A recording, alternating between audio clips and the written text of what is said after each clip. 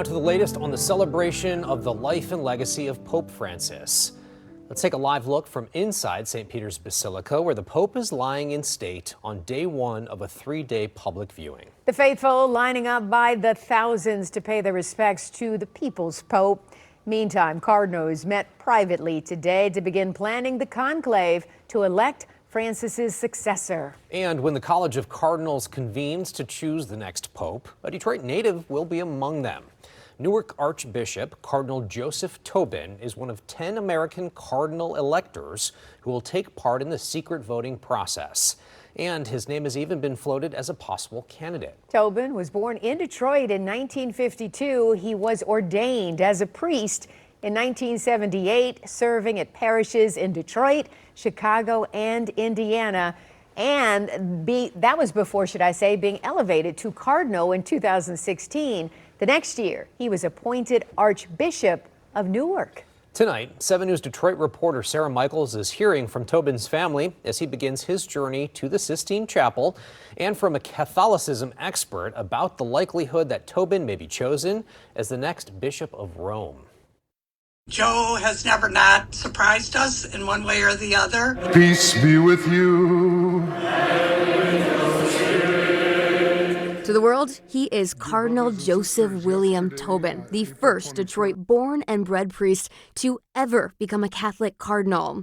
But to Ann Tobin Levine, he's Joe, the eldest of their 13 siblings. We look at this as yet another blessing on our family. Anne and the rest of her family have been reacting with the world this week to the tragic news of Pope Francis's passing, and the news that among the 10 Americans listed as cardinal electors to be considered for Francis's successor is her brother, Joseph Tobin. Tobin currently serves as the Archbishop of Newark in New Jersey. Francis was a real mentor to Joe, and they just forged a wonderful friendship. So I know his first and foremost thought is paying tribute.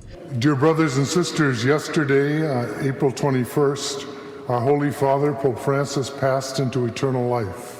Anne tells me that 72-year-old Tobin is on his way to Vatican City's Sistine Chapel in Rome, where in the coming weeks, voting members of the College of Cardinals will gather to choose a replacement for Francis. An American has never been chosen. So countering that sense of loss with Joe's name even being in the mix is just, it's kind of mind-blowing. How similar are the values of Pope Francis and Cardinal Tobin? I wouldn't say that they're necessarily identical, but they're very similar. Wayne State University professor Jamie Goodrich specializes in Catholicism. She tells me Tobin has been described as a confidant of Pope Francis. I think that he is someone who is more on that progressive side of the church. So he has been very welcoming to LGBTQ Catholics. He's also been a staunch supporter of immigrants. What is the likelihood that we really could see Tobin stepping into that role? My gut sense is that it's slim, but one never knows with the conclave. The process of choosing the next pope typically begins 15 to 20 days after the papacy is vacated. Anne tells me her brother Joseph is full of humility, at this time focusing only on celebrating the life of Pope Francis.